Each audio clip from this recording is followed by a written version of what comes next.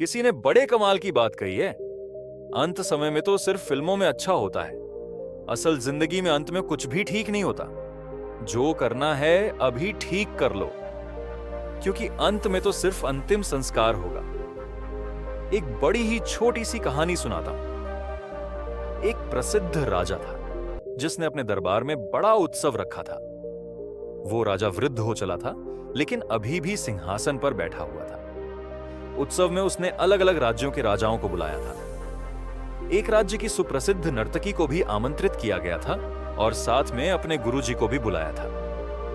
अब जब गुरुजी दरबार में पहुंचे तो उनके पास तो कुछ था नहीं देने के लिए।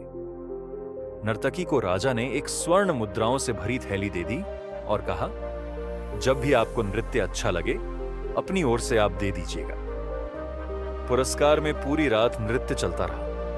पूरी रात नृत्य का उत्सव चलता रहा और जब ब्रह्म बेला आई, सुबह का समय आया, तो जो तबला बजा रहा था, संगीत दे रहा था, वो ऊँघने लगा। उसे नींद आने लगी। नर्तकी ने धीरे से देखा कि वह ऊँघ रहा है। उसे समझ आ गया कि अगर राजा को पता चल गया तो उस तबला वादक को दंड मिलेगा, सजा मिल जाएगी। तो उसे आगाह करने के लिए नर्तकी ने एक दोहा पढ़ा। घड़ी गई, थोड़ी रही, या में पल पल जाए, एक पलक के कारण यूं न कलंक लगाए, यूं न जन्म गंवाए। जैसे ही यह बात तबले वाले ने सुनी, वो तुरंत अलर्ट हो गया, सतर्क हो गया और फिर उसने तबला ऐसे बजाया कि पूरे दरबार में गूंज उठी ताल की गूंज।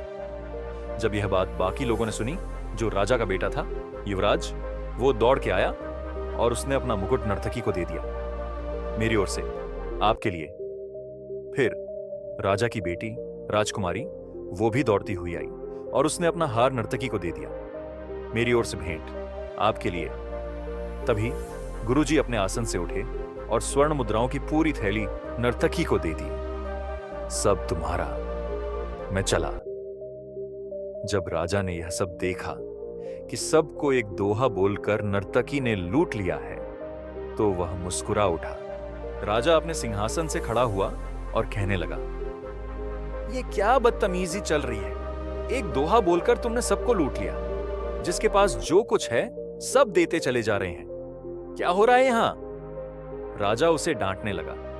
तभी राजा के गुरु ने कहा, बस राजन, इसे कुछ भी मत कहिए। इस एक दोहे ने आज मेरी आंखें खोल दी हैं। मैंने पूरा जीवन तपस्या में बिताया, जंगलों में रहा, वन में रहा, भगवान की भक्ति करता रहा और आज आपके कहने पर यहां नर्तकी का नृत्य देखने आ गया।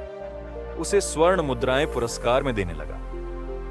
लेकिन इसके दोहे ने मुझे समझा दिया। घड़ी गई, थोड़ी रही, या में पल पल जाए, एक पलक के कारण यूं ना कलंक लगाए, यूं ना जन्म गंवाए। इसने समझाया मुझे, थोड़ा सा जीवन बचा है, अब जाकर भक्ति करो। ये मेरी सबसे बड़ी गुरु बन गई है। तभी राजा का बेटा युवराज बोल पड़ा, महाराज, आप इतने वृद्ध हो गए हैं पिताजी, लेकिन आप सिंहासन नहीं छोड़ रहे।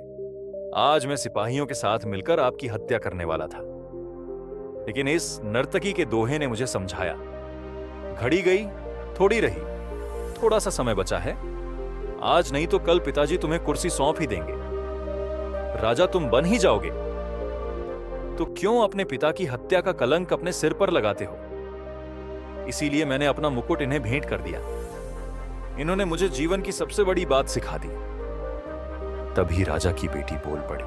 राजकुमारी बोली, पिताजी, आज मैं महावत के साथ भागने वाली थी शादी करने के लिए, क्योंकि आप मेरा विवाह नहीं करा रहे। मैं विवाह के योग्य हो चुकी हूं, लेकिन आपको मेरी चिंता ही नहीं है। लेकिन जब मैंने ये दोहा सुना तो मुझे समझ आया, थोड़ा समय बचा है। आज नहीं तो कल पिताजी मेरा रिश्ता तय कर ही देंगे। इसलिए मैंने भी अपना विचार त्याग दिया और अपना हार जाकर इन्हें भेंट कर दिया। जब राजा ने यह सब सुना तो उसने बिना देरी किए अपने बेटे से कहा, बेटा, इसी पल से तुम इस राज्य के राजा बनने जा रहे हो। और बेटी से कहा, बेटी, इतने सारे राजकुमार आए हुए हैं, जो तुम्हें पसंद हो उसके गले में वरमाला डालकर अपना विवाह सुनिश्चित कर दो। फिर राजा ने कहा, मैं भी राजपाट छोड़कर जंगल जाऊंगा, तपस्या करूंगा, भगवान की भक्ति करूंगा। राजा का भी मन बदल गया। जब यह सब होने लगा तो नर्तकी ने सोचा, मेरे एक दोहे ने सबके जीवन को पलट दिया और मैं अभी भी वही कर रही हूं। नर्तकी ने भी निर्णय लिया कि वह नृत्य का कार्य छोड़कर अब भगवान की भक्ति करेगी, क्योंकि घड़ी गई, थोड़ी रही, या में पल पल जाए, एक पलक के कारण यूं न कलंक लगाए, यूं न जन्म गंवाए। ये कहानी राजा की, नर्तकी की, उनकी नहीं है। ये कहानी आपकी है, हमारी है। हमारे जीवन में भी समय दौड़ता चला जा रहा है और थोड़ा ही समय बचा है। इस थोड़े से समय में कुछ ऐसा कीजिए कि कलंक ना लगे, बल्कि आपका उद्धार हो जाए। कुछ अच्छा करके दिखाइए। इसीलिए मैं कहता हूं, कर दिखाओ कुछ ऐसा कि दुनिया करना चाहे आपके जैसा। देखते रहिए हर बार